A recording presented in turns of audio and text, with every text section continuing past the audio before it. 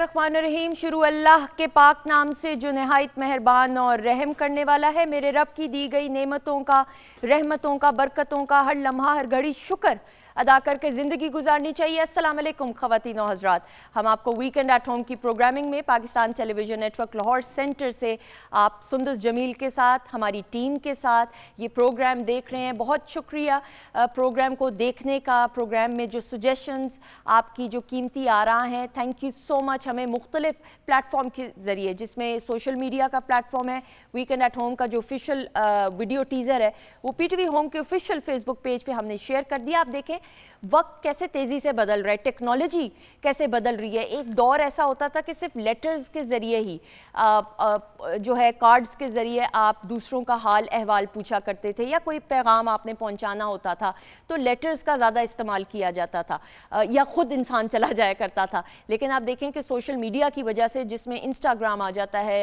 YouTube भी is a way obviously, Facebook आ जाता है, ट्विटर आ जाता है, ये मुख्तलिफ प्लेटफॉर्म्स हैं जिसके ज़रिए आप अपनी राय का इजहार कर सकते हैं, अपने ख्यालात का इजहार कर सकते हैं।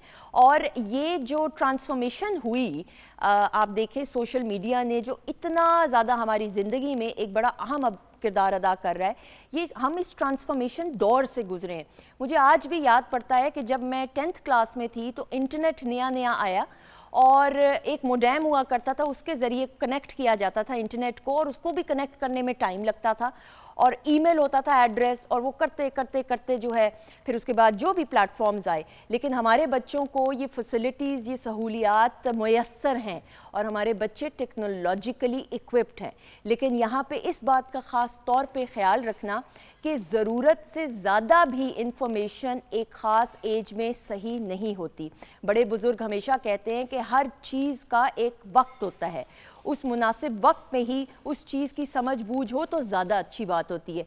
तो ख़वातीन औज़ात, जितना हो सके अपने बच्चों को, यंगस्टर्स को प्लेटफॉर्म ज़रूर दीजिए सोशल मीडिया का या टेक्नोलॉजी का, लेकिन एक ख़ास हद तक इसको महदूद रखिए। बहरहाल जी, आप ज़रूर कमेंट्स दे के शामिल हो सकते हैं, लेकिन इस वक्त किचन सेगमेंट में हुमा मौजूद हैं और हुमा को वेलकम करेंगे। अस्सलाम वालेकुम। वालेकुम अस्सलाम, कैसी हैं सुद्दस? अल्लाह का शुक्र, आप बताइए। मैं बिल्कुल ठीक हूँ। अच्छा जी, अब अच्छा खुद नहीं कुछ बोलना, जब तक मैं नहीं सवाल करूंगी तब तक नहीं बोलना, आप खुद ही बोलेंगी। अच्छा, मैंने तो किचन में जाहिर है कुछ ना कुछ रेसिपी बनानी है, मैं कुछ और थोड़ी करूँगी। मतलब मुझे समझ नहीं आती जब तक मैं पूछूंगी कि आज क्या। मुझे अच्छा लगता है कि आप पूछें कि माँ आप आज क्या बना रही हैं। मैं वॉइस नोट भी आपको रोज भेज दिया करूंगी। अच्छा जी, सीजन में आड़ू जो है वो भरपूर तरीके से आ चुका है, और आड़ू के साथ जो है एक बहुत रिफ्रेशिंग सा ड्रिंक बनेगा। आज मैं थोड़ा सा देसी मेन्यू बना रही हूँ, और साथ में जो है एक ढाबा स्टाइल कढ़ाई बनेगी, और पोटैटो कटलेट्स बनेंगे, और वो भी थोड़े देसी टच के साथ बनेंगे। Very good, excellent, thank you so much. आप बनाना शुरू कर दें, थोड़ी देर में आपसे मुलाकात भी होती है। सादिया अरशद साहिबा को हम वेलकम करेंगे। ख़वातीन औज़ात, अस्सलाम वालेकुम। वालेकुम अस्सलाम। सादिया, कैसी हैं आप? अल्हम्दुलिल्लाह, बिल्कुल ठीक, perfect. Thank you so much. आपने मुझे पता है इस सेगमेंट के बाद एक फैमिली इवेंट पे जाना है। जी बिल्कुल। तो आप अपने नाजरीन के लिए, अपने फैंस के लिए ख़ास तौर पे वक्त निकालती हैं, थैंक यू सो मच। मुझे अच्छा लगता है यार, ये भी मेरी एक फैमिली है और मुझे अपनी इस फैमिली में आकर भी बहुत अच्छा लगता है। बिल्कुल सही। अच्छा जी, अब हम क्विक राउंड अप की तरफ अगर चलेंगे। बिल्कुल चलते हैं जनाब, लेकिन एक बात कहे बगैर मैं बिल्कुल नहीं रहूंगी कि आज आप बहुत अच्छी और डिफरेंट लग रही हैं, and I just love it. अच्छा, थैंक यू सो मच। और तारीफ जो है वो करते रहना चाहिए। Thank you so much. Appreciation जो सी होती है ना, हम एक बहन भाइयों की तरह सब यहाँ पे, तो मेरे ख्याल में ये बहुत जरूरी होती है। But you are looking lovely. Thank you so much. आपका प्यार है, थैंक यू। अच्छा जनाब, हम स्टार्ट करते हैं हमेशा की तरह, क्योंकि आज बड़े अरसे के बाद हम आए हैं कुछ सबको बताना उनका वीकली जो हॉरोस्कोप, क्योंकि हम वरना लाइव कॉल्स ले रहे होते, तो सोचा कि आज जरा थोड़ा सा ये भी बताया जाए, क्योंकि एक शिफ्ट आ रहा है, एक मेजर शिफ्ट है, एक मेजर चेंज है। बेसिकली तो ये अक्टूबर में आ रहा है। ये दो प्लैनेट्स होते हैं, राहु केतु, इसके हवाले से। लेकिन आज हमने चूँकि सितंबर का मिड है तो यहाँ से सोचा कि थोड़ा सा चेंज बताएं, तो एरीज से स्टार्ट कर रहे हैं। अच्छा जी, एरीज आप लोगों के लिए एक बड़ा बेहतरीन टाइम है, और ये फैमिली को देने का टाइम है। तो आपकी फैमिली में बच्चों के हवाले से आपका पूरा तवज्जो बच्चों, फैमिली जिनके तो बच्चे हैं उधर जाएगा। बाकी बहुत से लोग जो सिंगल हैं, आप लोगों की शादी के हवाले से it's a very good time. मैं हमेशा कहती थी it's a good time ready to mingle, ठीक है। जो सिंगल है उन लोगों के लिए इस हवाले से अच्छा है। तो बिल्कुल इस तरफ आप तवज्जो दीजिए। एक और चेंज आप लोगों का आएगा, आपकी अपनी इसको हम कहते हैं सेल्फ अवेयरनेस होती है, इस हवाले से भी बड़ा अच्छा होगा, रूहानियत के हवाले से बड़ा अच्छा होगा। लोग एजुकेशन हासिल करना चाहते हैं, वो टेक्निकल हो या जिस तरह की भी एजुकेशन हो, उस तरफ जाएगा। एक शिफ्ट है, जो स्टूडेंट्स होते हैं ना, जो भी पढ़ रहे होते हैं, हो सकता है कि आप लोग अपनी स्टडीज़ का बिल्कुल ध्यान रुझान चेंज करें। सही। तो उसमें अपसेट नहीं होना है, ये मेरे कहने का मकसद है। अपसेट मत होइएगा, अगर आप पर्सनली पूछना चाहते हैं तो पूछ के कीजिए, otherwise it's all right. Taurus आ जाते हैं। टॉरियंस आप लोगों के लिए तो ये बहुत अरसे के बाद, तकरीबन 2-2.5 साल, कुछ टॉरियंस के लिए तो आफ्टर 2 to 2.5 ईयर के बाद ऐसा टाइम है नए कॉन्ट्रैक्ट्स आएंगे। जो लोग नई शुरुआत किसी काम की, कुछ भी करना चाह रहे हैं, जॉब्स वाले लोगों के लिए भी नए कॉन्ट्रैक्ट्स का टाइम है। साइन सिग्नेचर सोच समझ के करने, यहाँ पे आप लोग के साइन सिग्नेचर मामला चेंज होंगे, बहुत सी चीज़ें चेंज है। मैं बार बार सबको कह रही हूँ कि अभी से लेकर ये अक्टूबर नवंबर ज़रा थोड़ा सा ज़्यादा लंबा करके बता रही हूँ, इसलिए क्योंकि ये सारा टाइम चेंज शिफ्ट्स का है।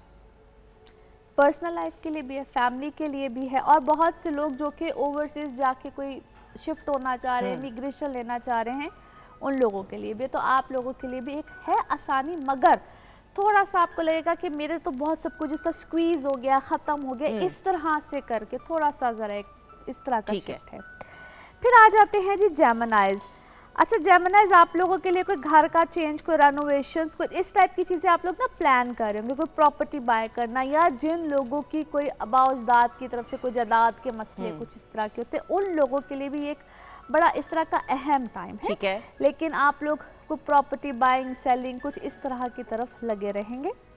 पैसे खर्च भी होंगे, पैसे आएंगे भी, दोनों ही तरह के मामलात रहेंगे। But this is actually a very good time and a crucial time. दोनों ही तरह से सोच समझ के अपनी इन्वेस्टमेंट्स कीजिएगा, क्योंकि यहाँ पे आप जो भी करेंगे ना, उसकी बुनियाद आगे कुछ अरसे तक रहेगी। सोच समझ के कीजिएगा। बाकी जो लोग किसी किस्म के, अल्लाह ना करे, कोई लिटिगेशन में है, कोई अदालती मामला है, कोई लिटिगेशन है, आप लोग की सिचुएशन सॉर्ट आउट हो सकती है, सो उस तरह से भी अच्छा है। फिर आ जाते हैं जी कैंसर, कैंसेरियंस। आप लोगों के लिए, आपकी पर्सनल लाइफ के लिए तो बहुत अच्छा है जी। जो लोग शादी, रिलेशंस, इन सब चीज़ों में कोई इन्वॉल्व है, तो ज़रा सोच समझ के फैसले कीजिए। सेहत का बहुत ख्याल रखिएगा, सेहत की तरफ से मसाइल आ सकते हैं, ख़ास तौर पे जिनको कोई एलर्जीज़ रहती हैं, आईसाइट प्रॉब्लम्स रहती हैं, बैक एक्स रहती हैं, ब्लड प्रेशर के, जिसको हम कहते हैं ना, ब्लड सर्कुलेशन के प्रॉब्लम्स बहुत रहते हैं, उनको थोड़ी सी डिफ़िकल्टीज इस वक्त में रहेंगी। ट्रीटमेंट्स चेंज होंगे, डॉक्टर्स, या ये सारे मामला है जिसको हम कहते हैं चेंज होती है, वो वाला मामला आपके चेंज हो सकते हैं। Otherwise it's a good time. आप अपनी पर्सनालिटी पे, जो समटाइम्स इसको मैं यूँ भी कहती हूँ कि आप अपने जैसा कहते हैं ना, अपनी वार्डरोब को चेंज करना, हेयर कलर चेंज करना, ये पूरा चेंज का time period, it's a good time. फिर आ जाते हैं जी लियोज। लियोज आप लोगों के लिए इसमें फेम या डी फेम दोनों ही चीज़ें हैं। अच्छा। बहुत सोच समझ के यहाँ पे, क्योंकि इसको हम कहते हैं सन मरकरी इकट्ठा हो ना, तो ये दो ही बहुत ऑपोजिट चीज़ें देता है। बी केयरफुल, ज़्यादा चांसेस, कहते हैं कर्म का टाइम है, आपने अच्छी चीज़ें की हो तो अच्छा टाइम, बुरा तो बुरा, लेकिन है अल्हम्दुलिल्लाह अच्छे पॉजिटिव सोचना चाहिए। आप लोगों के लिए इंशाल्लाह अच्छी चीज़ें आएंगी। आप लोगों ने सिर्फ एक चीज़ करनी है, सदकात खूब दीजिए। जितने भी लियोज है इस वक्त में, अच्छे जितना सदका दे सकते हैं दें। वैसे भी सदका हर किसी को देना चाहिए, लेकिन ख़ास तौर पे लियोज को कह रही हूँ, यहाँ पे आपके तरक्की के चांसेस, पॉजिटिविटी के, बेहतरी के चांसेस इंशाल्लाह बड़े अच्छे बनेंगे। बेहतरी आएगी, पॉजिटिविटी आएगी, फैमिली लाइफ अच्छी होगी। और एक और चीज़, जो लोग ट्रैवल करना चाहते हैं, या कोई कारोबार या कोई नौकरी का सिलसिला ही आपका ट्रैवल के थ्रू है, तो यहाँ पे आप लोगों के लिए बड़े अच्छे चांसेस बन सकते हैं। सिली मिस्टेक, जिस तरह बच्चे पेपर में सिली मिस्टेक्स करते हैं ना, उस चीज़ के आप लोग बार बार कोई गलतियाँ पे करेंगे। कोई डॉक्यूमेंटेशन है, जो भी है, उसको अपने परफेक्ट करके रखिए, इंशाल्लाह आप लोगों के लिए अच्छे मामला बनेंगे। बिल्कुल सही। फिर हम वर्गो करते हैं, फिर एक छोटा मैं समझ गई मैडम, मैं समझ गई बिल्कुल। मैं तो खुद इंतजार कर रही हूँ आपको कहने की। वर्गोस करते हैं, वर्गो की बात करते हैं। वर्गोस के लिए मैं इसलिए कह रही, क्योंकि वर्गोस आप लोगों के लिए बहुत अच्छा बेहतरीन यहाँ पे टाइम बना हुआ है, और इसको हम कहते हैं कि आप लोगों के लिए बड़ा हाई फाई बेसिकली टाइम बना हुआ है, जहाँ पे इसको हम कहते हैं कि आप यूँ समझ लीजिए कि आप लोग को रिस्पेक्ट भी मिलेगी, कोई पावर, कोई पोजीशन। अब ज़रूरी नहीं होता, क्योंकि बहुत से लोग तो घर में होते हैं ना, तो घर में भी ऐसे ही आप लोगों को रिस्पेक्ट, कोई पावर, कोई पोजीशन फिर ये आप पे डिपेंड कर रहा होता है कि आप कोई ऐसा अच्छा कोई फैसला कर जाए, ऐसा कोई अच्छा काम कर जाए अपने घर वालों के लिए। हर चीज़ को बहुत से लोग मुझे कहते हैं हम तो घर में रहते हैं तो फिर हम क्या करें, हाउस वाइफ्स होती हैं। हाँ। तो फिर आप लोगों को इज्जत, कोई मकाम, कोई रुतबा मिल रहा होता है। ऐसे अच्छी जब कोई प्लैनेट्स की पोजीशन बनी हुई होती है, आप अपने घर वालों के लिए कुछ अच्छा ऐसा अच्छा कोई काम कर जाते हैं। लेकिन अदरवाइज जो लोग वर्किंग क्लास है, डेफिनेटली आप लोगों को कोई अच्छा ओहदा मिलना, कोई अच्छी कोई पोजीशन मिलना, आपकी रेपुटेशन अच्छी होनी, उन लोगों के लिए तो ये बहुत ही अच्छा, बहुत बेहतरीन टाइम है। मगर हाँ, आप अपनी फैमिली लाइफ में हस्बैंड एंड वाइफ जिस तरह को रिलेशंस में होते हैं, क्लैशेस बहुत आएंगे क्योंकि ईगो का बहुत मसला है, आ गई ना बीच में, ईगो बहुत रहेगी, उसको आपने थोड़ा सा ज़रा ठंडा। बिल्कुल। और ख़वातीन के साथ ज़िंदगी में आप अपने रिश्तों में खूबसूरती और पाकीज़गी चाहते हैं तो लिटरली अना को ख़त्म कर दीजिए। चाहे मियाँ बीवी के रिश्ते की हम बात करें, हम कॉलीग्स की बात करें, प्रोफेशनल कैपेसिटी की बात करें, किसी भी रिश्ते में हो, दोस्त की बात करें, तो अना जो है ना, मुझे लगता है कि ज़िंदगी में रिश्तों को कमज़ोर कर देती है। हुमा की तरफ बढ़ते हुए, हुमा रेसिपी बताइएगा प्लीज़। मैं एक तो पोटैटो कटलेट्स बना रही हूँ। ठीक है। सुंदर से उसके लिए जो है मैंने आलू बॉईल कर लिए थे, हरी प्याज उसमें ऐड की है, हरा धनिया और थोड़ी सी हरी मिर्च चॉप्ड ऐड की है। ठीक है। साथ में जो है जो देसी मसाले हमारे, जिसके अंदर ज़ीरा है, सूखा धनिया है, वो थोड़ा सा क्रश करके आप हाथ से क्रश कर लें या बेलन के साथ उसको क्रश करके वो ऐड किया। सॉल्ट एंड पेपर टेस्ट के मुताबिक आपने ऐड करना है। अंडे के साथ जो है आपने थोड़ा सा बेसन ले लेना है और उसको फेंट लेना है अच्छे से। उसके बाद उसको डीप फ्राई कर लें या शैलो फ्राई कर लें। साथ में जो कढ़ाई बनने जा रही है चिकन की, उसके लिए मैंने चिकन जो है वो फ्राई कर लिया। मसाला उसका बनाएंगे। ओके, फ्राई कर लिया पहले से। फ्राई करके उसको निकाल लेना। कोई खास वजह? इससे ये होता है कि पोर्स जो चिकन के होते हैं, गोश्त के, वो बंद हो जाते हैं। ठीक है। और उसके बाद आप उसको अच्छे से भून सकते हैं और गोश्त टूटता भी नहीं है। चूँकि कढ़ाई में नॉर्मली हम छोटी बोटी का इस्तेमाल करते हैं, इसलिए खदशा ये होता है कि वो टूट जाती है। ठीक है। इसलिए मैंने उसको जो है फ्राई करके निकाल लिया। ऑयल जो है उसको हम बाकी खाने में इस्तेमाल कर लेंगे। साथ में आड़ू जो है, अभी चूँकि हम ब्लेंडर इस्तेमाल नहीं कर सकते थे, पुदीने के साथ आड़ू काट के मैंने डाल लिया है जग में और अभी हम उसको शेक करेंगे अच्छे से और उसको हम सर्व करेंगे। बिल्कुल सही। कितनी खुश हो रही हैं, पकाना भी खुद ही और खुश भी खुद ही हो रही है। आप बनाएं। बड़ी अच्छी बात है। नहीं, वो तो she is full of energy माशाल्लाह। लेकिन अच्छी बात है, आप जरूर बनाएं, हम चखेंगे, हम चखने वालों में से हैं। Thank you so much. अच्छा जी, अगला सितारा। जी बिल्कुल जी, अब आ जाते हैं जी Libras. It's a very good time for दोस्त जो कि सिंगल हैं, शादी, रिलेशनशिप्स या जो लोग एजुकेशन, दोनों ही तरह से। उनके लिब्रास के लिए भी after a very long time it's a time of relief. अपनी लाइफ को लुक फॉरवर्ड करें, आगे की तरफ बढ़े। पिछले रिलेशन, ये जो बैड एक्सपीरियंसेस रहे हैं ना इनकी लाइफ में, बिल्कुल भूल जाए उनको, क्योंकि इनके लिए भी एक नया रुख, नया मामला आएगा। और पास्ट को जो देखेगा ना यहाँ पे, वो बहुत यहाँ पे गलती करेगा। मेरा सजेशन है लिब्रास को कि बिल्कुल भूल जाए अपने पास में क्या हुआ था, आगे की तरफ बढ़े। आप लोगों के लिए बड़ा अच्छा, बड़ा बेहतरीन है। चाहे आपके बिजनेस हैं, जॉब्स है, जो भी है, ये आगे की तरफ बढ़े, क्योंकि अक्टूबर के बाद ख़ास तौर पे एक बहुत बड़ा चेंज आ रहा है। और लिब्रास या एरीज, बहुत से है वैसे ज़ोडिक साइन है, लेकिन लिब्रास को बहुत बहुत बेनिफिट मिलने वाला है। ठीक है। अच्छा जी, फिर उसके बाद आ जाते हैं स्कॉर्पियोज। आप लोगों के लिए भी ये वक्त है, थोड़ा सा आपको ऐसे लगेगा, बल्कि पिछले ही कुछ 1-2 वीक्स में बहुत ज़्यादा पैनिक और बहुत ज़्यादा एग्रेशन, ये कुछ डेज रहे होंगे। लेकिन जैसे ही ये वीक आएगा, आप लोग बड़ा अच्छा फ्रेश फील करेंगे, बड़ा मूड बेहतर हुआ होगा, पॉजिटिविटी आई होगी और आप लोग भी अपनी हर चीज़ में बड़े बेहतरीन, स्मूथ, फ्रेश, एक्सीलेंट, बड़ा पॉजिटिव टाइम है। बिल्कुल ठीक है। स्कॉर्पियोज के लिए भी बड़ा एक्सीलेंट टाइम है। ठीक है। अच्छा जी, फिर उसके बाद आ जाते हैं सेजिटेरियंस। आप लोगों के सादिया का इम्तिहान है ना, वक्त का मुकाबला सख्त है, इसलिए बिल्कुल, इसीलिए मैं समझ रही होती है। हाँ जी, सेजिटेरियस आप लोगों की इमोशनल लाइफ के लिए इट्स अ ब्यूटीफुल टाइम। जो ख़ास तौर पे अपने रिश्तों में बड़े अरसे से कोई फिक्रमंद थे, नई रिलेशनशिप या कोई शादी के हवाले से, ख़ास तौर पे आपको पता है, हमें लाइव कॉल्स में बड़े क्वेश्चन इस तरह के आ रहे होते हैं, तो उनके लिए बड़ा अच्छा टाइम है, बड़ा बेहतरीन टाइम है। लेकिन ज़रा जल्दी ना करें इस वक्त में, क्योंकि ये इनके ना खुदा न खास्ता इसका रिश्ता होकर टूटना या कोई इस टाइप की सिचुएशन इनको पिछले कुछ 1-2 महीनों में मिली होगी। ठीक है। तो ज़रा सोच समझ के जल्दबाजी के फैसले ना करें। ये बड़े इम्पेशेंट इस वक्त हो कि बस हो जाए, किसी भी मामले की जल्दी है। और जिनके बच्चे हैं, या तो उनको अपनी एजुकेशन में ये कोई उनके अपने किसी ख़ास तौर पे किसी बच्चे को लेकर ना ये बहुत कोई इंटेंस सिचुएशन में इस वक्त हो सकते हैं। तो ज़रा सोच समझ के फैसले करें, ये इनको एक सजेशन है इस सही। वक्त। फिर आ जाते हैं कैप्रिकॉन्स।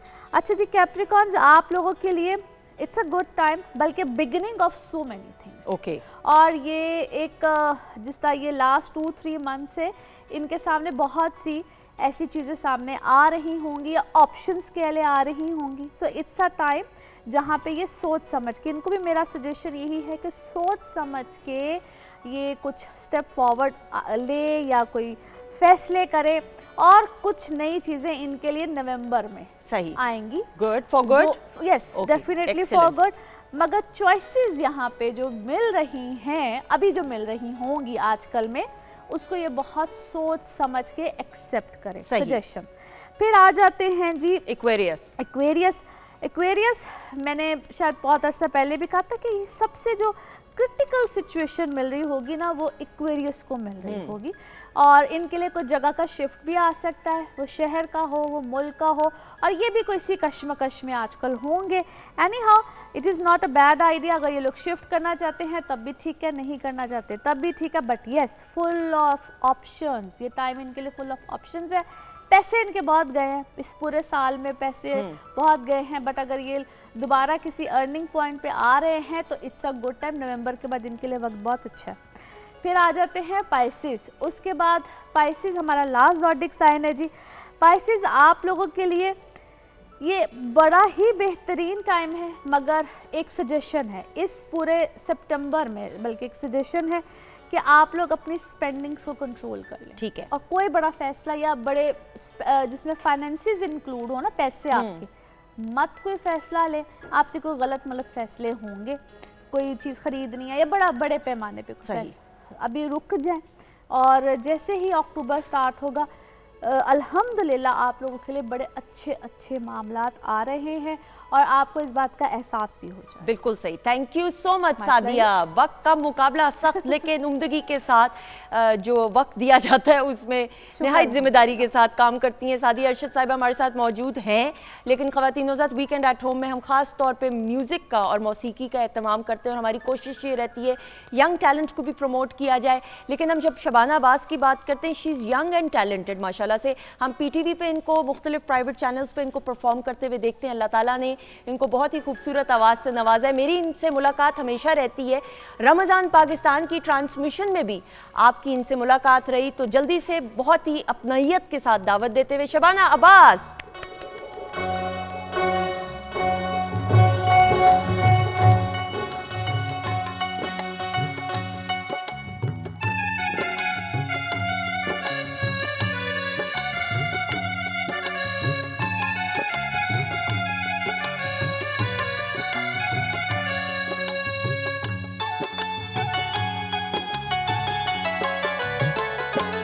राजी वाला मोर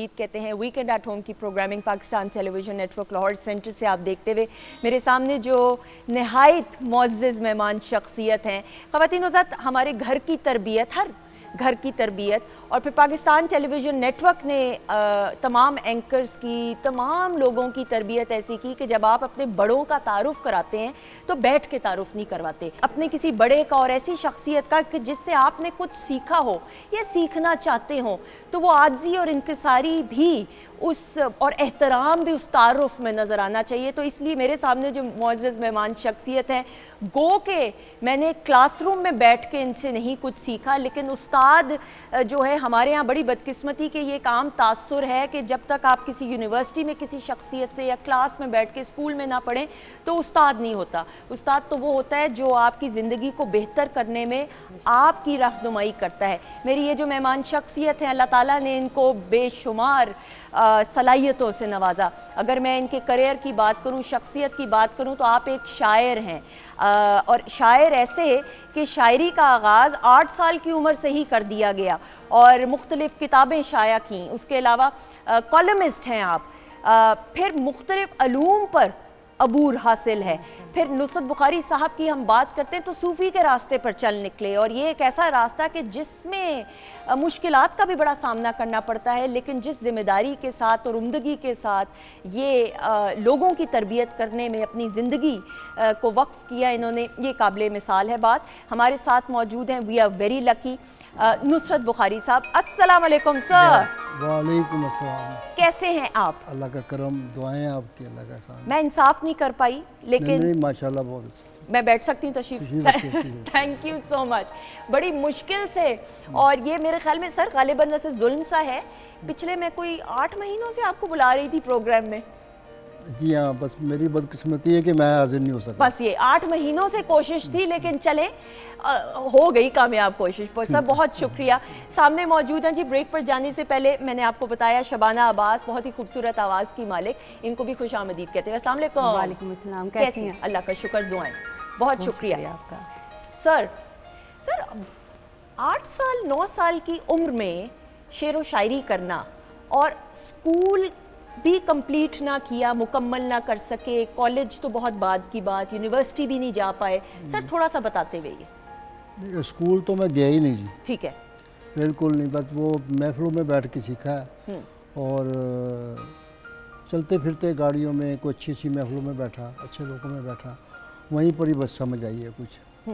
तो 8 साल की उम्र से ही तकरीबन, बल्कि उससे भी पहले ही शुरू हो गया था। वो हमारी ज़बान में कहते तुकबंदी, तो तुकबंदी करने का शौक़ था। तो उसी से फिर वो शायरी, कुछ लोगों ने दाद दी, हौसला अफजाई की, फिर वो चल पड़ा। तो फिर वो लिखता रहा, लिख लिख के ढेर लगा दिया। तो फिर एक दफ़ा मेरे किसी ख़ास कहा कि जी इसको छुपवाओ भी, इसको ज़ाया ना करो। अच्छा। तो मैंने ऐसे सफ़े उठा के एक पब्लिशर को दे दिए। मैंने कहा यार इसको छाप दो। उन्होंने 12-15 दिन में किताब छाप के दे दी। 12-15 दिन में किताब छाप दी। फिर दूसरी किताब, फिर तीसरी किताब, फिर वो कालम शालम लिखने लगा। फिर वो कोई दोस्तों ने मेरी हौसला अफजाई बहुत की। जितने भी दोस्त ज़िंदगी में आए ना, सभी अच्छे आए। बिल्कुल सही। तो बस उन्होंने हौसला अफजाई करते रहे और मैं चलता रहा। पता नहीं अच्छा है या बुरा, ये तो लोगों ने फैसला नहीं सर, उम्दा, अच्छा भी नहीं, उम्दा। और दुनियावी लिहाज से अगर तालीम हासिल नहीं भी की, तो अल्लाह ताला ने जिन सलाहियतों से आपको नवाजा, उनको तराशते हुए आपने अपनी मिसाल। सर हम शेर व शायरी की भी बात करते हैं, मुख्तलिफ बड़े बड़े सिंगर्स के साथ भी एक ताल्लुक आपका रहा है, बड़े बड़े सिंगर्स ने आपके कलाम को भी, सर थोड़ा सा वो बताते हुए। वो सबसे पहले मेरे दोस्त बदरुज़्ज़मान साहब बने, बड़े ही मोहतरम, काबिल एहतराम है मेरे लिए वो। उन्होंने मुझे बहुत ही, जब मैंने पहली गज़ल लिख के दी, उन्होंने मेरी पहली गज़ल ही गाई, और वो 14-15 मुल्कों में गाई, जहाँ जहाँ उर्दू चलती है ना, गाई उन्होंने। उसके बाद फिर दीगर लोगों ने भी गाया, अनवर रफ़ी साहब ने भी गाया, फिर दीगर लोगों ने बस गाते रहे। सहरा नसीम साहबा ने भी गाया यहीं, और फिर वो अली रज़ा साहब ने भी गाया। बिल्कुल सही। तो बस उनकी मेहरबानी है, मैं तो अपने आप को इस काबिल नहीं सर, बड़े खूबसूरत। अब आपसे हम अभी गुजारिश भी करेंगे सर, क्लासिकल मौसीकी की तरफ ज़्यादा रुझान है आपका, ज़्यादा ज़ौक़ आप उसका, कोई ख़ास वजह? बस वो शुरू में मेरा घर ऐसी जगह पर था 1969 के बाद। ठीक है। अंदरून लोहारी गेट में, कि जो भी गुज़रता था उधर से गुज़रता था। उसमें छोटे गुलाम अली खान साहब, परवेज़ पारस साहब, बदरुज़्ज़मान कमरुज़्ज़मान साहब, गुलाम हैदर, गुलाम शबीर साहब, फिर उस्ताद अमानत अली फ़तेह अली खान साहब। बस वो इत्तेफाक है कि मेरा वास्ता पड़ता ही रहा, जहाँ पे भी मैं गया हूँ, साथ साथ मेरे। बिल्कुल सही सर, ये बड़े बड़े लोग, बड़े बड़े शानदार लोग, और जिस तरीके से आपका ताल्लुक, बहुत सारे वाक़यात ऐसे होंगे जो आज भी आपको इनके साथ मुलाकात करके कुछ हमारे साथ शेयर करें। बहुत ज़्यादा जी, बहुत ज़्यादा। एक मेरे दोस्त थे इकबाल भट्ट साहब, ठीक है, वो थे एबक रोड के सामने, अब एक शेख बिल्डिंग थी, वहाँ पे मैंने कमरे लिए हुए ठीक थे। है। तो जो लाहौर में जितने भी आर्टिस्ट आते थे, मुस्ताना साहब आए, बबू बराल साहब आए, तो जब उन्हें कहीं बसन वहाँ पे हमने अपना कैंप बनाया हुआ था, वहाँ पे बैठते थे, हंसी मजाक भी करते थे, गाने वाले भी, मज़ाहिया भी, सब कुछ चलता था। तो बस ऐसा ही सिलसिला चलता रहा।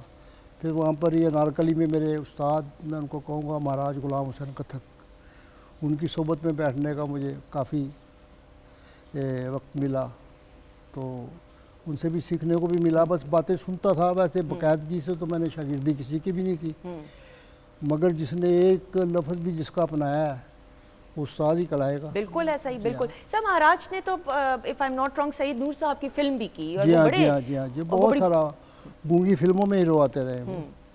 बिल्कुल सही। उनके कोई वाकयात, कोई ऐसी बात, क्योंकि बड़े सख्त मिजाज के थे, डिसिप्लिन थे, पंक्चुअल थे। वो सख्त मिजाज के नहीं थे, मगर जो बंदा गलत करता था उसको डांटते थे। अच्छा, ओके। हाँ, मेरे साथ हुआ ऐसा। ठीक है। वो मैं बैठा हुआ था वहाँ पे, तो मैगजीन में एक इंटरव्यू लगा हुआ था, वो महाराज का ही लगा हुआ था।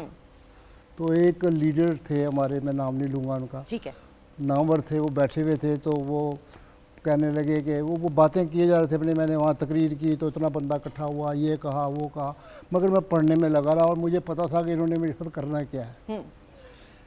तो 2-3 दफ़ा उन्होंने मुझे छेड़ा भी, यार वो सिगरेट फड़ाई तो मैंने महाराज से इजाज़त ली, मैंने कहा बाबा जी सिगरेट पकड़ा दूँ? उन्होंने कहा हाँ हाँ दे दें।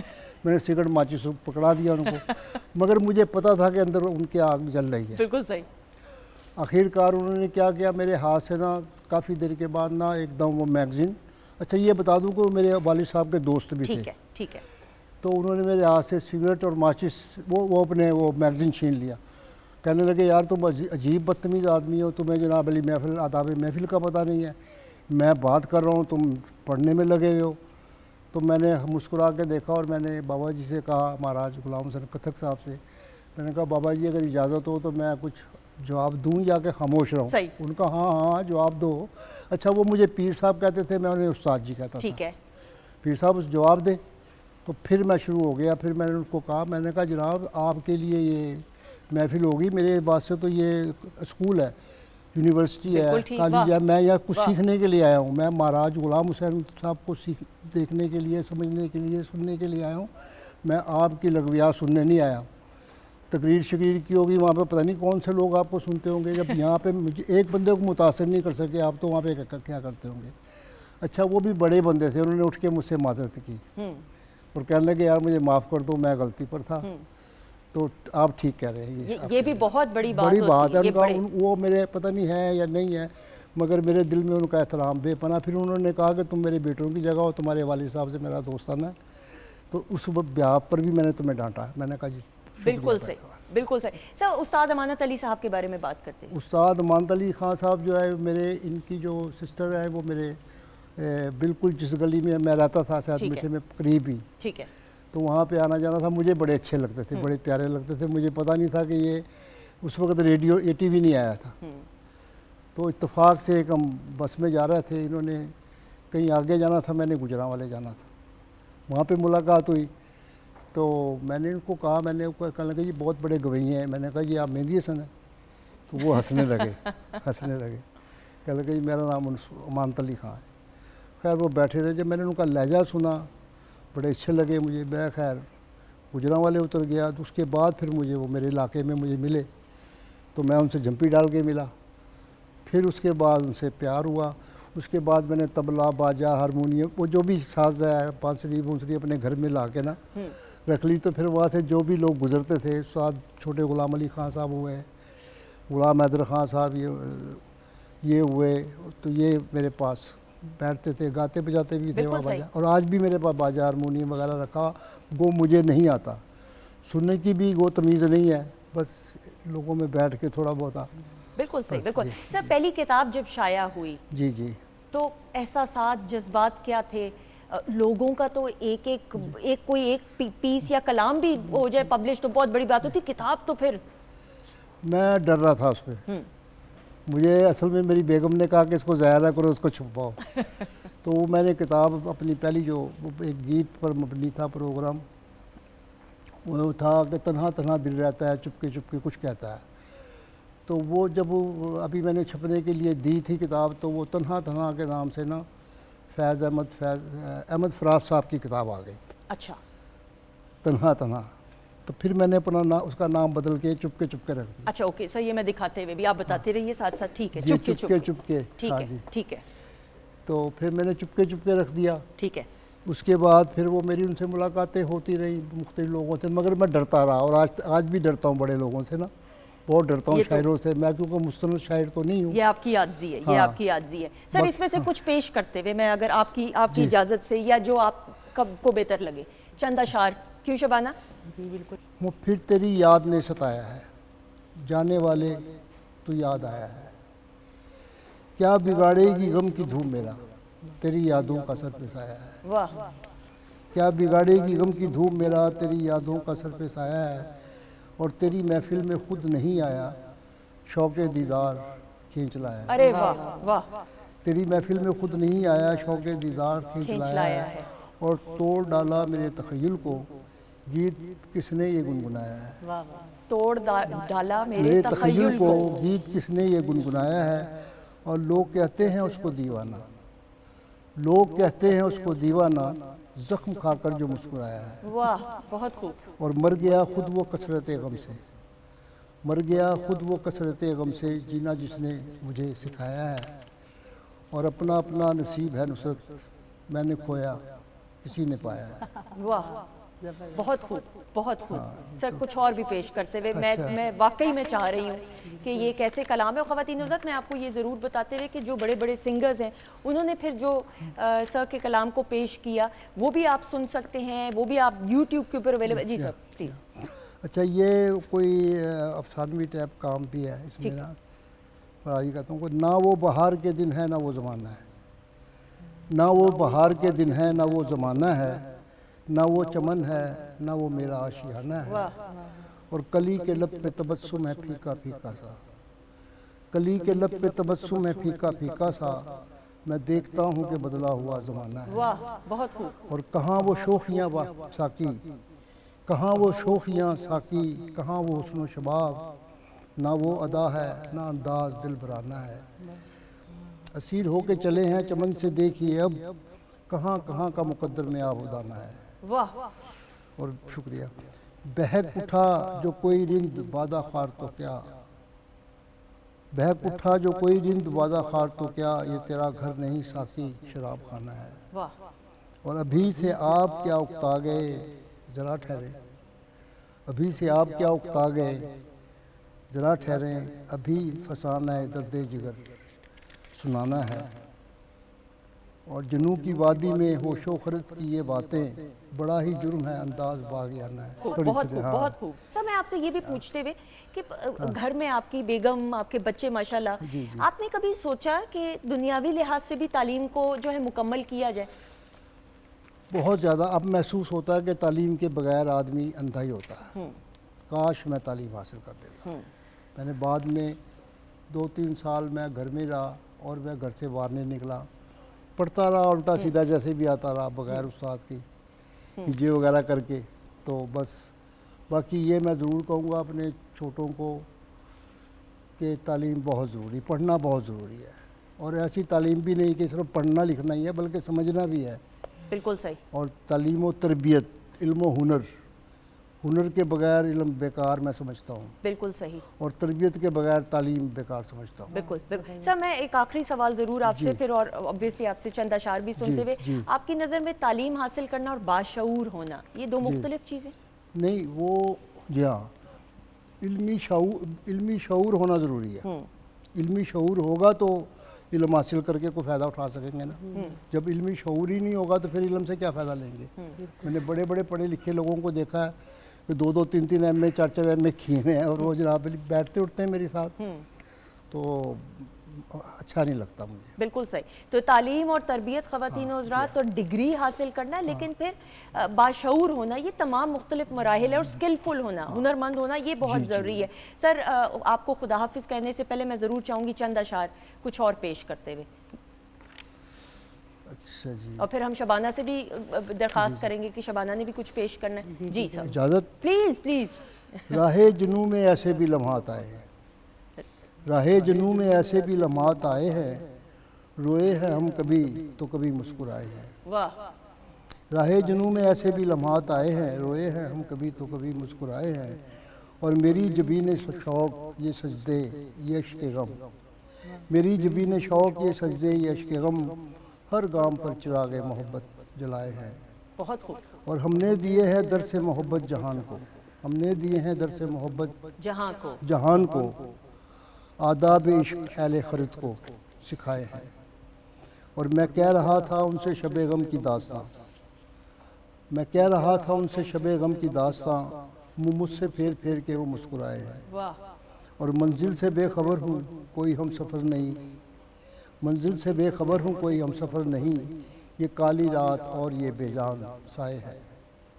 तवज्जो दीजिएगा ज़रा कि मंजिल से बेखबर हूँ कोई हम सफ़र नहीं, ये काली रात और ये बेजान साए हैं, और मेरी तरफ का हाल ना पूछो मैं क्या कहूँ, मेरी तरफ का हाल ना पूछो मैं क्या कहूँ, मैंने शबे फ़राक़ जो सदमे उठाए हैं। और नुसरत ये चश्मे तर ये तेरे गम की दास्तां, हम आरज़ू को कब तेरी खातिर में लाए। बहुत खूब, बहुत खूब। ख़वातीन और हज़रात, नुसरत बुखारी साहब हमारे साथ मौजूद हैं। हम गो के इंसाफ नहीं कर सकते इस मुख्तसर सी नशिस्त में। सर बहुत शुक्रिया, बहुत शुक्रिया, दिल की गहराइयों से आपका शुक्रिया अदा करते हुए आपने अपना कीमती वक्त निकाला। Thank you so much. आपको भी ज़िंदगी, अल्लाह ताला आपको लंबी उम्र, अच्छी सेहत दे, आमीन सुम आमीन। और ये हमने जो दुआओं का सिलसिला है अपने बड़ों से ही हमेशा सीखा है। ख़वातीन और हज़रात, बातचीत का सिलसिला जारी है। हमारे मौजूद मेहमान हमारे साथ मौजूद हैं, लेकिन इस वक्त शबाना आपको मालूम है कि मैंने ये क्यों बात कही है। आ जाइएगा बहुत सारी क्लैप में।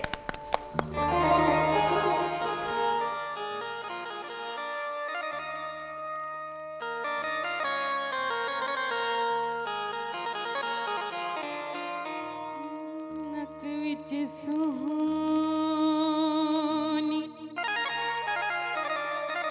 नथली पाई,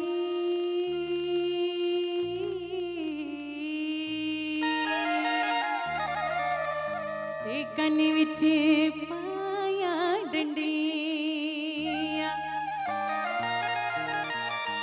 गुले शाह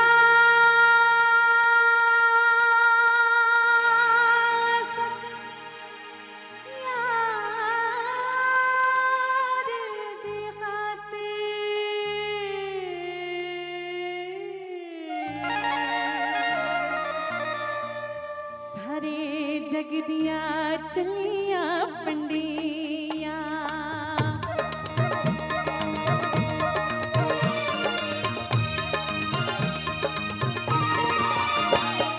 छेती बोड़ी में तबीबा नहीं तो मैं मर गया, छेती बोड़ी में तबीबा,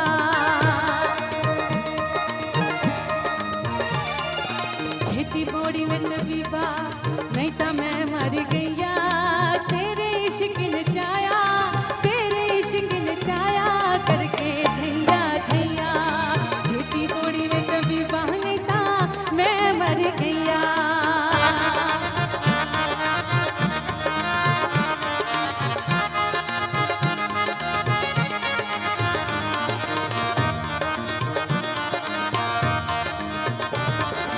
ऐसे इश्क दे कोलों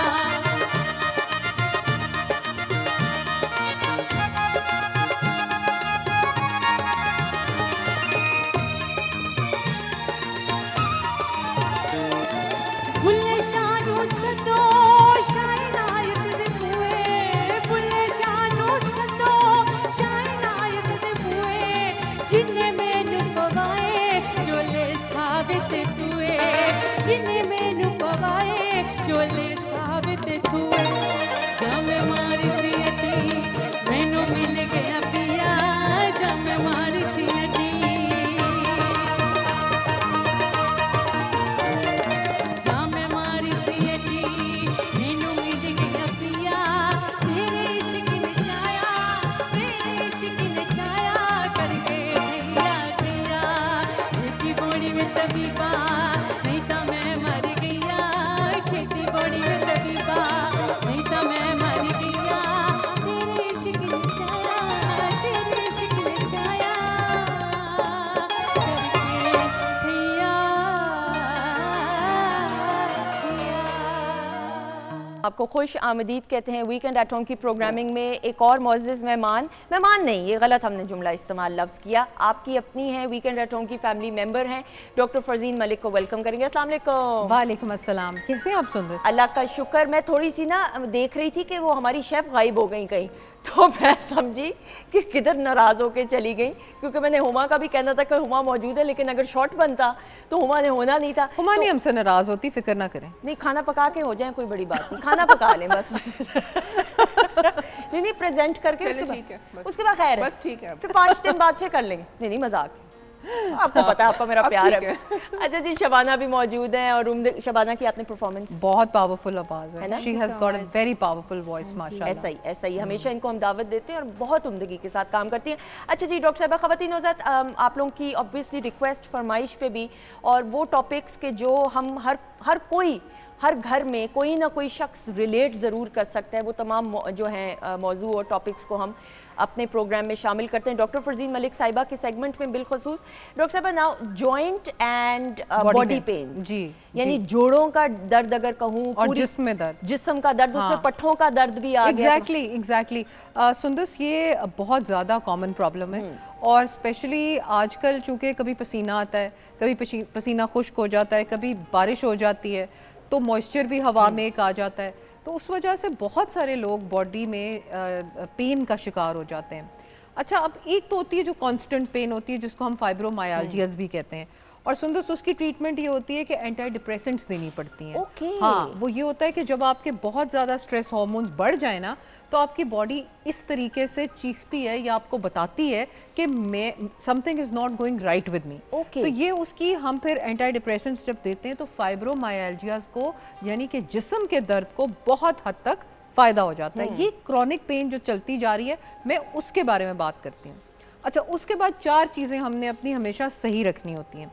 एक विटामिन बी, एक हमारा विटामिन डी जिसको सन विटामिन कहते हैं, एक हमारा यूरिक एसिड सही होना चाहिए, और एक हमारा आयरन यानी कि फौलाद यानी कि हीमोग्लोबिन जो है वो सही होना चाहिए। डॉक्टर साहब, यूरिक एसिड को हम फॉर ग्रांटेड लेते हैं, उसको तो हम वो समझते हैं कि एग्जिस्ट ही नहीं करता। हाँ बिल्कुल, उससे तो हम ना ऐसे साइलेंटली मुंह परे कर लेते हैं, लेकिन सुंदर वो पथरियां बनाता है किडनीज में, वो जाके और जगहों पे पथरियां बनाता है, गॉल स्टोन्स वगैरह, कोलेस्ट्रॉल स्टोन्स के अलावा और स्टोन्स भी पैदा होते हैं।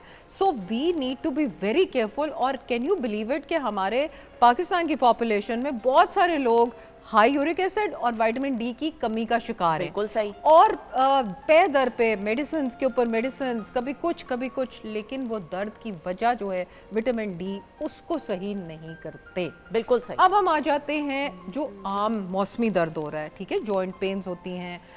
एक तो जॉइंट पेन्स के लिए बहुत नेसेसरी है कि आप अपना वजन घटाएं, क्योंकि वेट बेयरिंग जो जॉइंट्स है ना, यानी कि जो गिट्टे और गुड्डे, जो 2 चीज़ें हैं, इनके ऊपर जितना आप बोझ डालेंगे उतना ही ज़ाहिर एक चीज़ के ऊपर आप बोझ डालेंगे तो उसकी कारकर्दगी ख़राब हो जाएगी। उसके अंदर जेल लाइक सब्सटेंस, जैसे जेली नहीं होती वैसे गूदा जो है उसका ख़राब होता जाता है विद एज। और जितना एज के साथ आप मोटापा गेन करते हैं, वज़न गेन करते हैं, साथ साथ आपके जॉइंट्स भी जवाब देते जाते हैं। और याद रखें कि जॉइंट्स अगर ज़्यादा ख़राब हो जाएं तो फिर उनको तब्दील करना पड़ता है।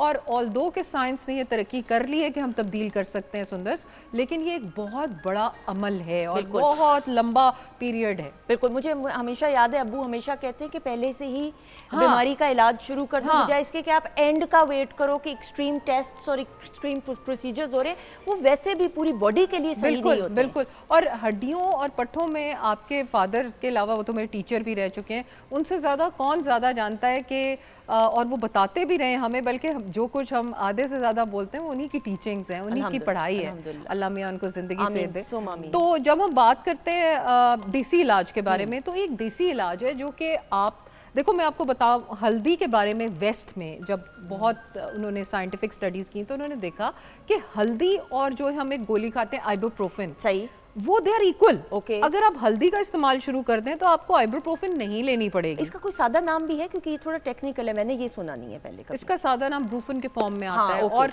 किस्मों में आता है, दर्द की कई होती है उस तरह की गोलियां।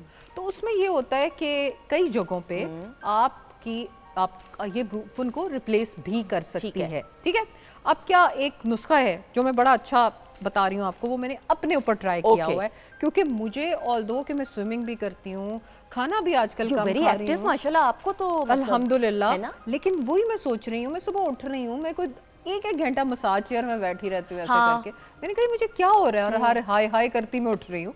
फिर मैंने सुंदर एक चीज़ नुस्खा ट्राई किया, सो ये मेरा अपना आजमूदा है, तो आई वांटेड कि मेरे नाजरीन भी वो देखें और वो इस्तेमाल करें।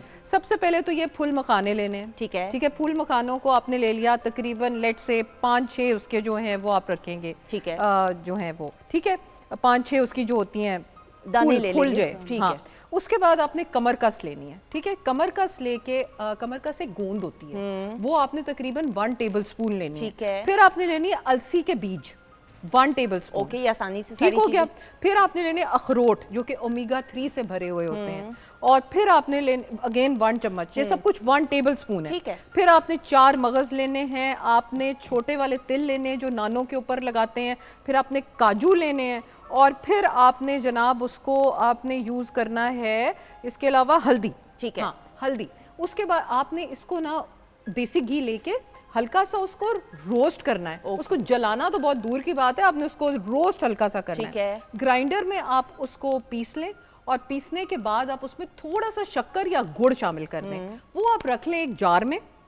अच्छा, जब आपने उसको रोस्ट किया ना, तब उसको ठंडा होने दें, उसको फौरन ना ग्राइंडर में डालें, ठीक है। जब वो ठंडा हो जाएगा तो फिर आप ग्राइंडर में डालें और उसको एक जार में रख लें, और सुबह और शाम उसकी आधी चमची सुबह, आधी चमची रात को दूध के साथ लें, और देखिए 3 दिनों में आपका दर्द बहुत कम हो जाएगा, बल्कि मेरा अल्हम्दुलिल्लाह गायब हो गया। बिल्कुल सही। अच्छा, मैं एक सवाल करते हुए, इसलिए कि इंग्रेडिएंट्स ऐसे, इसकी तासीर गर्म तो नहीं है ना?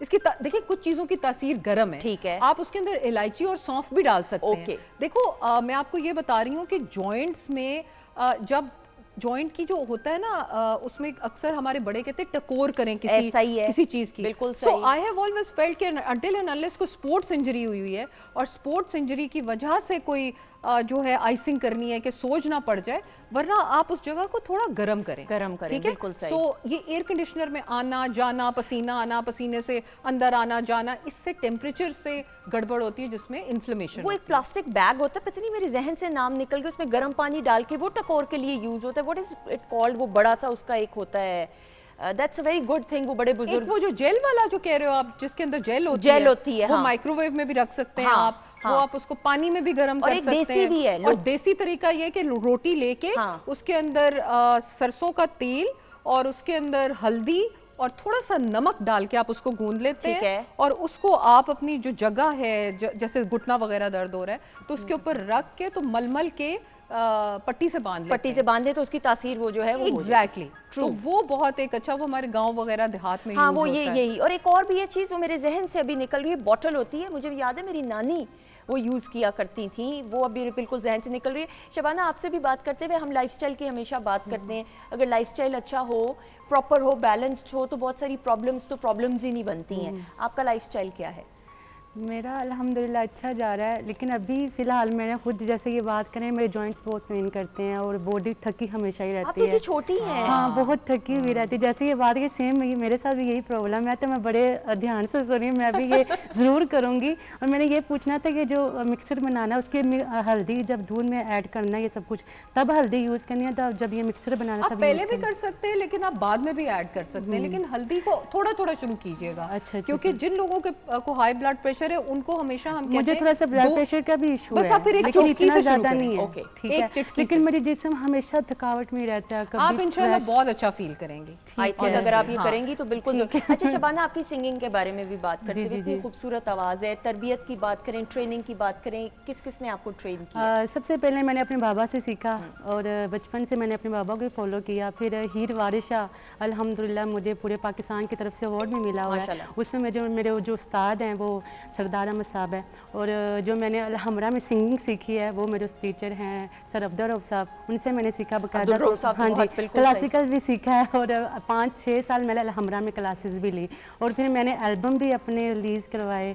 साथ यूट्यूब चैनल पर भी काम कर रही हूँ, Excellent. डिफरेंट चैनल्स पे अल्हम्दुलिल्लाह जा रही हूँ, वहाँ पे परफॉर्म कर रही हूँ। कैसा लगता है मुझे बताएं? एक तो ट्रैवलिंग होती है, कॉन्सर्ट्स में तो इंटरेक्शन होता है, हाँ जी। लेकिन यूट्यूब और ये सोशल मीडिया के प्लेटफॉर्म्स कितने हेल्पफुल हैं? अल्हम्दुलिल्लाह बहुत अच्छा फीडबैक मिलता है और मेरे मिलियंस पे व्यूज़ जाते हैं। और मेरा जो एफपी पेज है उस पर भी अल्हम्दुलिल्लाह 1.7 मिलियन मेरे अपने फॉलोअर्स हैं। Very और good. लोग मुझे बहुत शौक से सुनते हैं, और जब मैं भी कोई कलाम करूं तो लोग बहुत ज़्यादा मुझे सुनते हैं, पसंद करते हैं। बहुत नहीं, आपकी आवाज़ भी बहुत, अगली वीडियो में आपने मेरा नाम जरूर लेना है प्लीज।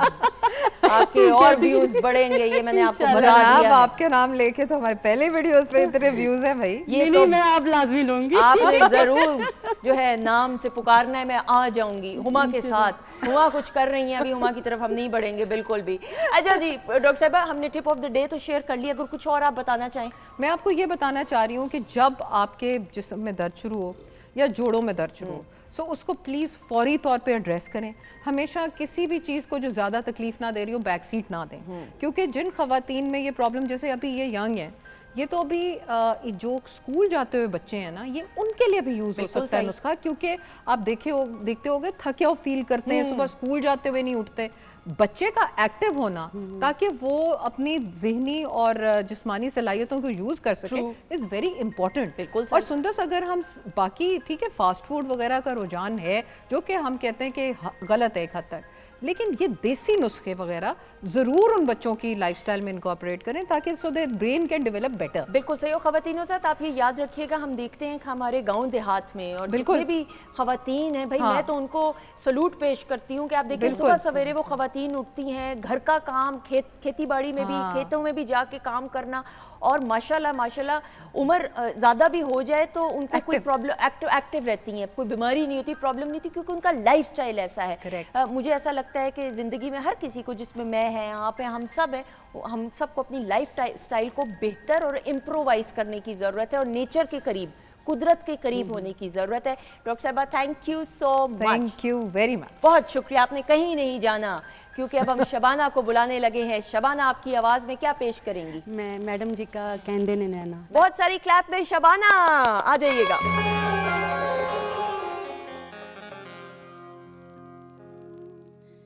कहंदे ने नैना तेरे कोल रहना, कहंदे ने नैना मेरे दिलदार दिलदार, तू है कहना, कहंदे ने नैना तेरे कोल रहना,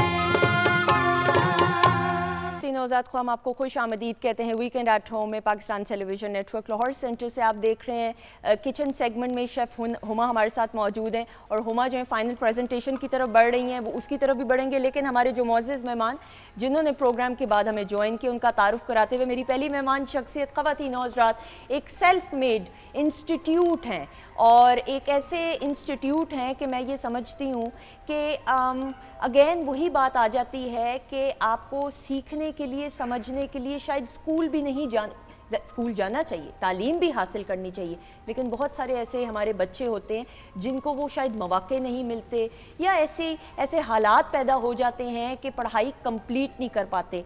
लेकिन जिन बच्चों में लगन होती है, डेडिकेशन होता है, पैशन होता है, वो पढ़ाई को भी किसी तरीके से मुकम्मल करके, डिग्री को मुकम्मल करके, जो अल्लाह ताला ने हुनर उनको दिया होता है उसको बेहतर तरीके से निखार के अपना आप मनवाते हैं। ये मेरी मेहमान शख्सियत, एक अपनी मिसाल आप हैं। पेंटिंग की दुनिया का एक ऐसा नाम कि जिन्होंने खुद स्ट्रगल करके अपना नाम बनाया, लैंडस्केप एक्सपर्ट हैं। और मैं भी ऑन एयर भी पूछूंगी, ऑफ एयर भी मैंने पूछा, abstract art is something else, landscape जो एक्सपर्ट हैं that is something else. Obviously हम ये मज़ीद बातें भी जानेंगे। हमारे साथ मौजूद हैं मुनव्वर मोइनुद्दीन साहब। अस्सलाम वालेकुम सर, कैसे हैं आप? जी अल्लाह का शुक्र। बहुत शुक्रिया। और हमारे साथ सर मौजूद हैं, इनके अचीवमेंट्स पे एक नज़र आइए।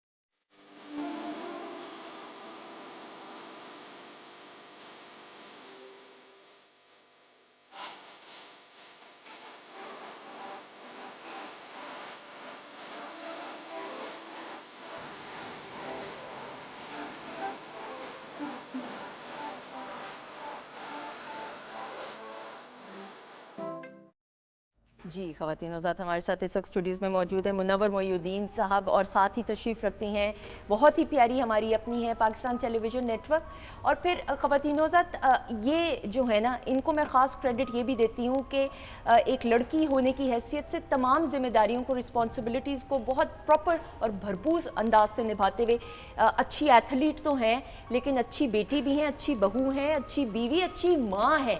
इन रिश्तों में भी टिक मार्क है। और अगेन वही बात आ जाती है कि आप अगर इंसाफ करना चाहें तो बैलेंस कर सकते हैं अगर आप चाहें। हमारे साथ नीलम रियाज मौजूद हैं, weight lifter international, kabaddi player international, 7 games की ये नेशनल चैंपियन रह चुकी हैं।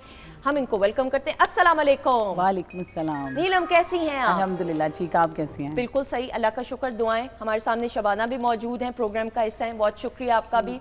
और सर आपकी तरफ बढ़ते हुए, सब स्कूल की तालीम मुकम्मल ना कर सके, बल्कि स्कूल शायद गए भी नहीं अगर मैं गलत नहीं हूँ। जी बिल्कुल। ये कैसे सर सारे हालात पैदा हुए? असल में मेरा ताल्लुक डेरा गाजी खान से है, तो स्कूल ना जाने की वजह वही कि माँ बाप की हेल्प, बड़ा लड़का मैं था।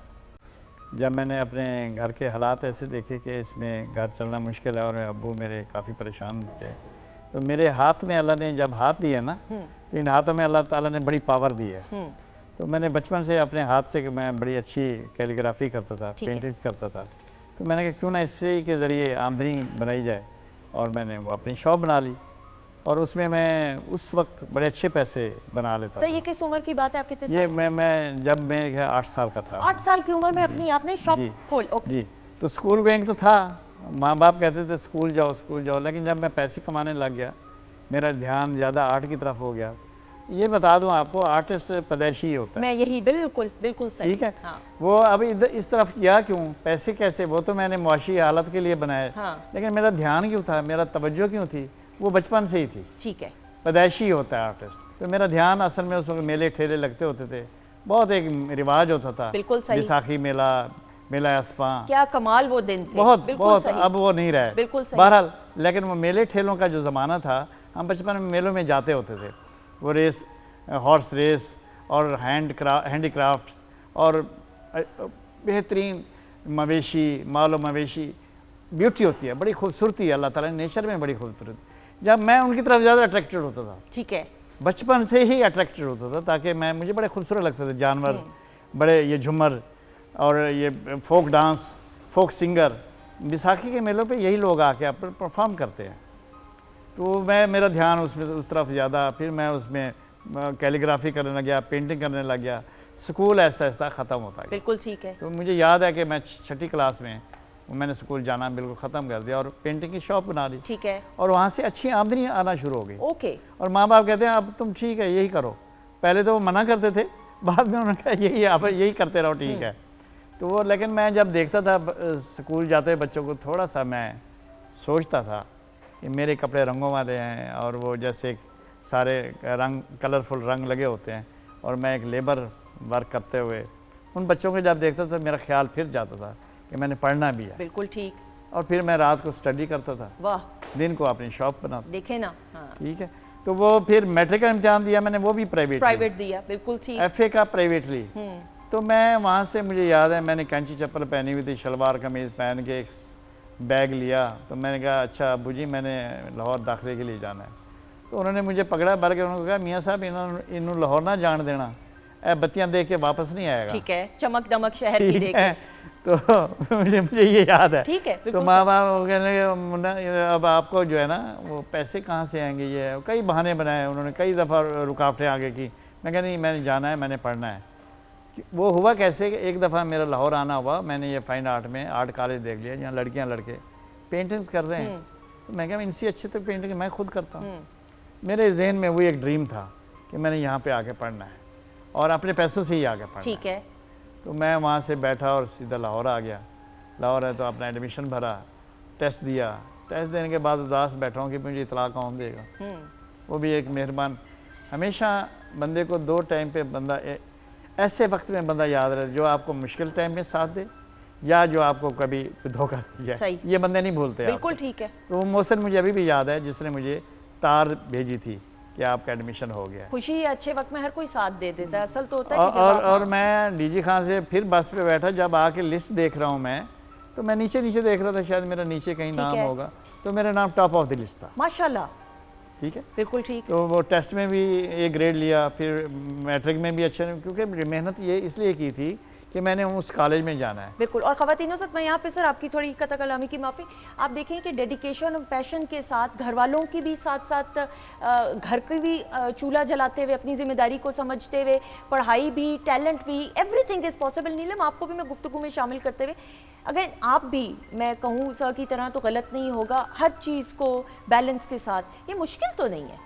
मुश्किल तो नहीं है, पर लोगों ने जो है इसको मुश्किल बना दिया है, बनाने की कोशिश की है। पर हम जैसे लोगों ने जो है ये साबित किया है कि कुछ भी काम जो है वो मुश्किल नहीं है। अगर आपका पैशन हो, आपका शौक हो कि हमने ये काम करके दिखाना है, तो वो अल्लाह की तरफ से जो है ना वो कुदरती आपके लिए आसानियाँ पैदा हो जाती हैं। मैंने जब शादी अभी मेरी हुई नहीं थी तो मुझे पैशन था कि मैंने गेम्स ही खेलनी है। ठीक है। तो घर वालों ने कहा कि शादी जो है वो भी करनी है, तो अल्हम्दुलिल्लाह शादी घर वालों की मर्ज़ी से की और यही कहती थी कि मैंने नहीं करवानी। भाई ने कहा अगर ये करेगी तो मैंने करनी है शादी, तो भाई की वजह से फिर मुझे भी शादी करनी पड़ी। पर ये है कि माशाल्लाह से शादी के बाद मेरी लाइफ चेंज तो हुई है, पर मुझे ज़्यादा खूबसूरत लाइफ लगने लग गई है। क्योंकि आपकी अगर लाइफ में अगर आपका लाइफ पार्टनर अच्छा मिल जाए आपको, तो आपकी ज़िंदगी ऑटोमेटिकली खूबसूरत हो जाती है। तो माशाल्लाह से अल्लाह का शुक्र है, रुकावटें मेरे भी काम में काफ़ी ज़्यादा आई थी। मुझे मामा पापा की तो सपोर्ट थी, पर मेरे बड़े भाई जो थे वो कहते थे अम्मी इसको घर बिठा लें, इसको कहें कि इसने नहीं खेलनी गेम्स। तो अम्मी अब्बू ये कहते थे कि नहीं उसका शौक़ है, उसको शौक़ पूरा करने दो। अल्हम्दुलिल्लाह उनकी सपोर्ट की वजह से जो है वो माशाल्लाह शादी के बाद भी स्टिल बाद में हस्बैंड जो है वो इतना सपोर्ट कर रहे हैं और मेरे फादर इन लॉ जो है वो बहुत ज़्यादा सपोर्ट कर रहे हैं। इनकी वजह से मैं स्टिल अभी तक गेम्स खेल रही हूं। ऑब्वियसली ख़वातीन के साथ फैमिली की सपोर्ट हो तो फिर तो स्काई इज़ द लिमिट, आप अचीव करते हैं। आने वाले टूर्नामेंट्स के बारे में बताइए गई है जो हाल ही में टूर्नामेंट्स हुए हैं। ये हमारी जो है ना माशाल्लाह से अभी मेरा बेटा 4 मंथ का है, तो मैंने जो है वो ट्रेनिंग अपनी स्टार्ट कर दी हुई है। अच्छा। तो ट्रेनिंग मुझे स्टार्ट किए हुए 3 मंथ हो गए हैं। तो सब सुन के कहते थे कि नहीं तुम्हें भी रेस्ट करनी चाहिए, पर मैंने कहा था कि नहीं मैंने गेम्स खेलनी है। तो हमारी नेशनल का कह रहे हैं फरवरी में नेशनल है हमारी इंशाल्लाह ताला, उसके बाद सैफ गेम्स आ रही हैं। एक्सीलेंट। उस सैफ गेम्स की ट्रेनिंग के लिए जो है वो मैदान में उतरे हैं कि इंशाल्लाह ताला ये एक माइंड बनाया हुआ था कि मैंने ये कंपटीशन खेलना ही खेलना है। तो पिछली सैफ गेम जो है वो बेटी की वजह से नहीं खेल पाई थी कि माशाल्लाह से बेटी अल्लाह ताला ने दी थी, उसकी वजह से इसलिए टारगेट था कि नेक्स्ट ज़रूर खेलूंगी। तो माशाल्लाह बेटा हुआ है। माशाल्लाह से बेटा हुआ है, तो अल्लाह का शुक्र है स्टिल जो है वो गेम्स खेल रही हूँ अपनी, सिर्फ इसीलिए कि एक तो लोगों को भी बताना चाहती हूँ कि ज़रूरी नहीं होता कि शादी हो जाए या आपके बेबीज़ हो जाएं तो आपकी लाइफ ख़त्म हो जाती है, स्पेशली फीमेल्स के लिए, बल्कि एक नए चैप्टर का आगाज़ है भाई। जी बिल्कुल, अल्हम्दुलिल्लाह अल्लाह ताला ने दोनों चीज़ें मुझे दे दी हैं, नेमत और रहमत दोनों से नवाज दिया है, और इंशाल्लाह ताला आने वाले टाइम में अपना नेशनल में भी अच्छा बेस्ट दूंगी टोटल करके, और पाकिस्तान के लिए मेडल भी लेकर आऊँगी इंशाल्लाह। All the best, all the best. Shabana, आप अपने आप को मैं ये तो नहीं जुमला इस्तेमाल करूँगी, मैं ये सवाल करती नहीं अगले 4 साल में 5 साल में कहाँ देखती हैं, लेकिन गोल्स होते हैं ना, एम्बिशंस होते हैं, आपके गोल्स क्या हैं? मेरे गोल्स ये है कि मैं सूफ़ी सिंगर बनूं और सूफ़ी सिंगर के साथ मेरा एक नाम भी बने, और जो मेरे अब्बू की विश है कि मेरे अब्बू ने मुझे बहुत सपोर्ट किया, अम्मी अब्बू के सपोर्ट की वजह से आज इस चैनल पे भी बैठी है PTV होम पे, तो अम्मी अब्बू इतना सपोर्ट करते हैं कि मैं उनकी एक विश पूरी करना चाहती हूँ कि मैं सूफ़ी सिंगर बनूँ और लोग मुझे जाने के शबाना अब्बास एक सूफ़ी सिंगर है। बस आप जिस आज़ी के साथ अपने वालिदैन का नाम ले रही हैं, जी जी, तो फिर ऐसा कैसे हो सकता है कि आप कामयाब ना हो? माँ बाप की दुआएं जो हैं वो तो कहाँ से कहाँ इंसान को औलाद को ले जाती हैं। सर, आपसे गुफ्तगू करते हुए जॉनरा की आपकी हम बात करते हैं। Sir, landscape, why landscape? Landscape कुदरती मनाजिर, लेकिन लैंडस्केप को हमने जब खुले मज़ाफ़ात में जाके करना है, वो है असल आर्टिस्ट की मुसव्वरी, और लैंडस्केप कुदरती मनाजिर को, लाइट को स्टडी करके पेंट करना। ठीक है। उसे वैसे फ्रेंच एक ऑब्जर्वेशन है उसकी, उसमें कहते हैं an plein air painting. Plein air का लफ्ज़ लगता ही इसलिए है कि खुले मज़ाफ़ात में जाके पेंटिंग करना। तो लैंडस्केप को जाके जब आर्टिस्ट या मुसव्विर जाके वहाँ पे स्पॉट पे पेंटिंग करता है, तो वो लाइट को, उस माहौल को ऑब्ज़र्व करता है, फिर स्टडी करता है, और उस स्टडी से जो अपनी शेप, अपनी फॉर्म, अपनी लाइंस, अपने कलर्स लगाता है, वो आर्टिस्ट की क्रिएटिविटी है, तख्लीकीपन है, इसको हम लैंडस्केप कहते हैं। तो इस लैंडस्केप में आप ये कह लें कि हम अगर हूबहू वैसी ही एक चीज़ बना दें, वो नकाली हो जाती है। बिल्कुल नकाली नहीं करनी, हमने तख्लीक करना है। वाह। तो नकाली से मुराद ये है कि वो अगर एज इट इज़ फोटोग्राफ से हम बना लें, तो उसको कैनवस पे बना लें, तो वो भी नकाली है। आर्टिस्ट का अपना विजन, अपना क्रिएटिविटी। तो सर, इसमें मैं ज़रा समझने और जानने के लिए मेरी भी इस्लाह भी कीजिएगा। म्यूज़िक में फ्यूजन की बात करते हैं हम, किसी काम में भी इम्प्रोवाइज। सर, एब्स्ट्रैक्ट आर्ट का इससे कोई इनडायरेक्ट ताल्लुक हो सकता है कि नहीं? कि आप है एब्स्ट्रैक्ट फॉर्म आते ही उस वक्त है जब आर्टिस्ट ज़्यादा मैच्योर हो जाता है। बिल्कुल सही। शॉर्ट कट करता करता शॉर्ट होती जाती है चीज़ें, उसके ब्रश में उसके पावर आ जाती है, उसके ब्रश और कलर्स में। जब वो लगाता है फिल बदी, तो बना के नहीं लगाता, मेकअप करके नहीं लगाता। जब वो ऐसे लगाए तो वो चीज़ बन जाए, तो ये आर्टिस्ट का एक कमाल होता है। तो आर्टिस्ट रियलिज़म से चलते चलते आके एब्स्ट्रैक्ट फॉर्म पे आता है, वो नेचुरली आता है। बिल्कुल सही। जैसे एक अपनी एज आर्टिस्ट बच्चे से फिर बड़ा लड़कपन, जवानी होते होते फिर मैच्योरिटी से एक बुढ़ापा भी आता है, उसमें वो एक बड़ा पक्का वो बन जाता है कि जिसने ऐसे किया और वो चीज़ बन गई। बिल्कुल सही। और वो फॉर्म जो है वो एब्स्ट्रैक्ट फॉर्म कहलाती है। अब एब्स्ट्रैक्ट फॉर्म में ये भी है कि हम उस शेप्स को या उस ड्राइंग को प्योर रियल नहीं बनाते। ठीक है। उसकी असल नफ्सियात दिखाते हैं। बिल्कुल सही। ठीक है। उसमें सिंबल्स भी यूज़ होते हैं, सिंबलिज्म हम उसे कहते हैं। सिंबल भी यूज़ होते हैं।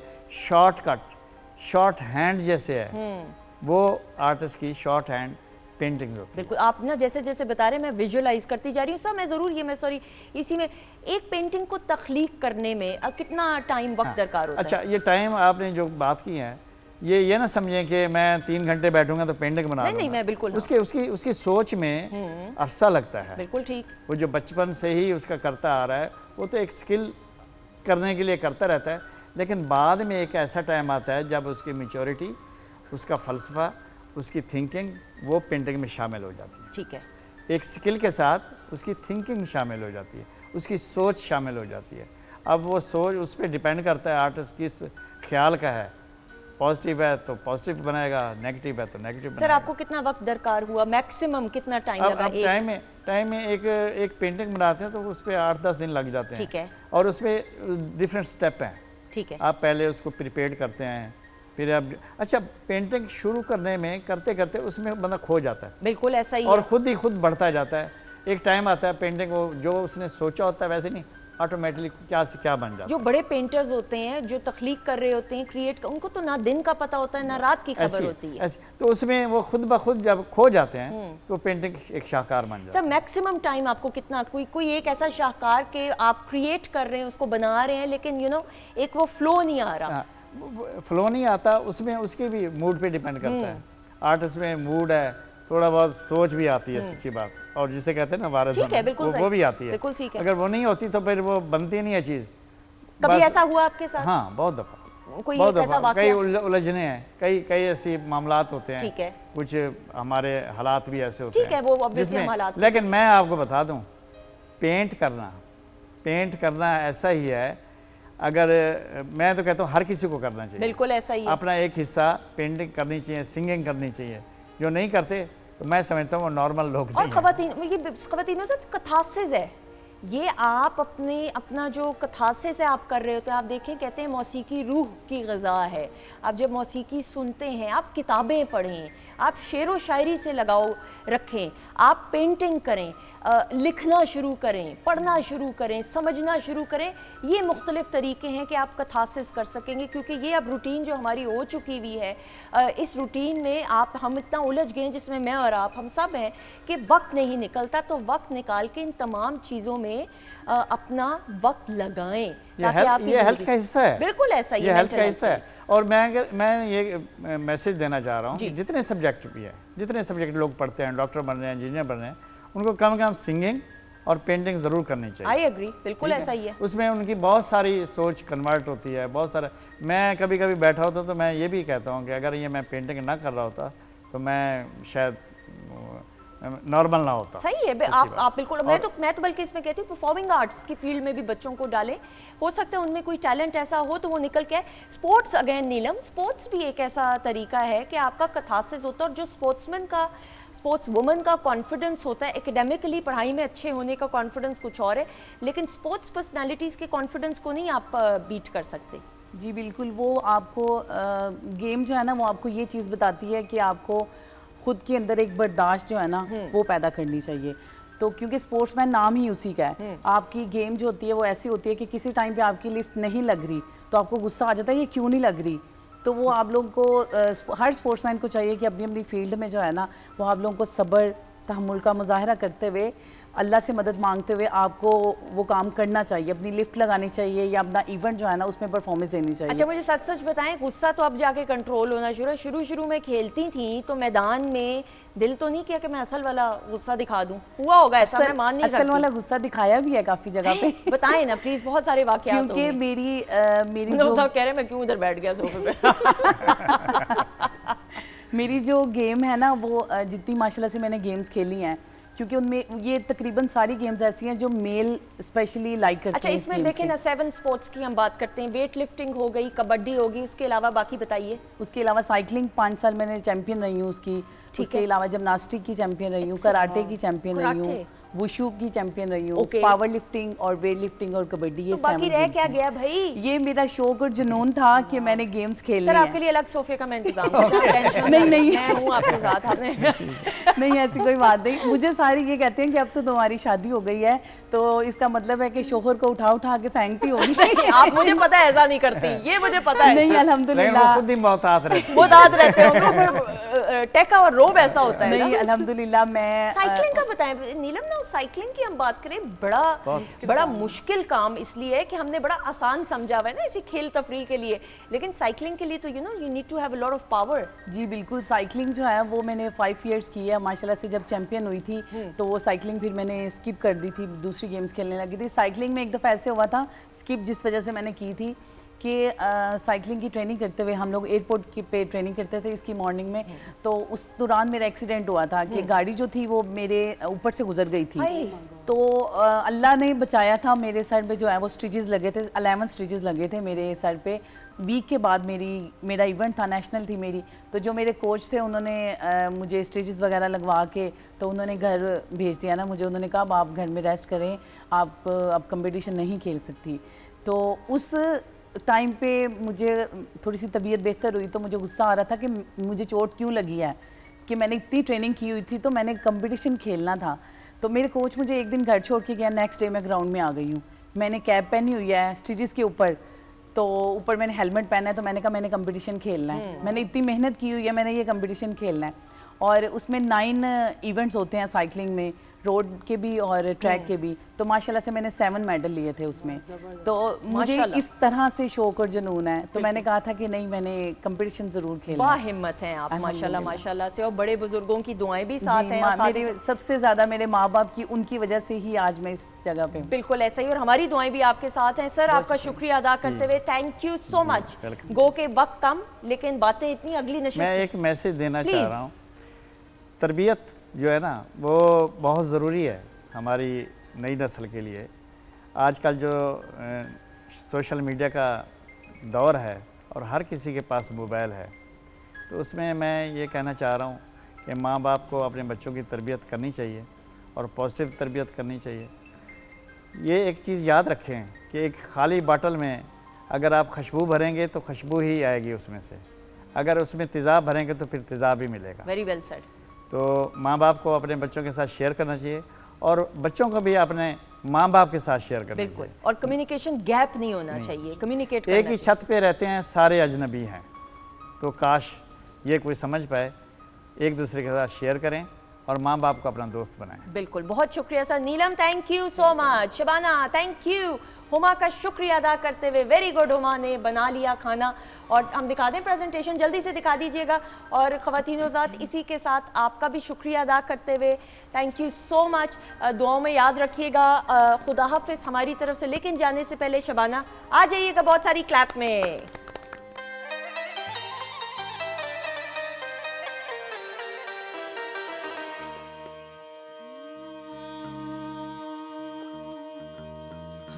अलीदम अलीदम हक अलीदम हक अलीदम अलीदम हक अलीदम माही यार दी गढ़ोली बड़दी सोने यार दी गढ़ोली बड़दी माही यार दी गढ़ोली बड़दी सोने यार दी गढ़ोली बड़दी और कला कलो मैं डरदी और कला कलो मैं डरदी हाँ सोने यार दी गढ़ोली बड़दी माही यार दी गढ़ोली हक खड़ोली वर्दी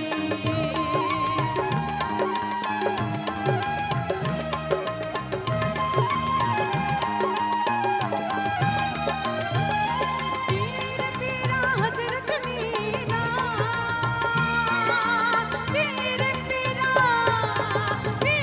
तेरा हजरत मीना नाम के देते टूटियां जंजीरा शाह दर्दी मैं गोली शाह दर्दी हाँ गोली यार दी गढ़ोली बरदी हम यार दी गढ़ोली बरदी ओ एक लाखलो मैं डरदी ओ एक लाखलो मैं डरदी हाँ गोली यार दी गढ़ोली बरदी हम यार दी गढ़ोली बरदी हम यार दी गढ़ोली बरदी।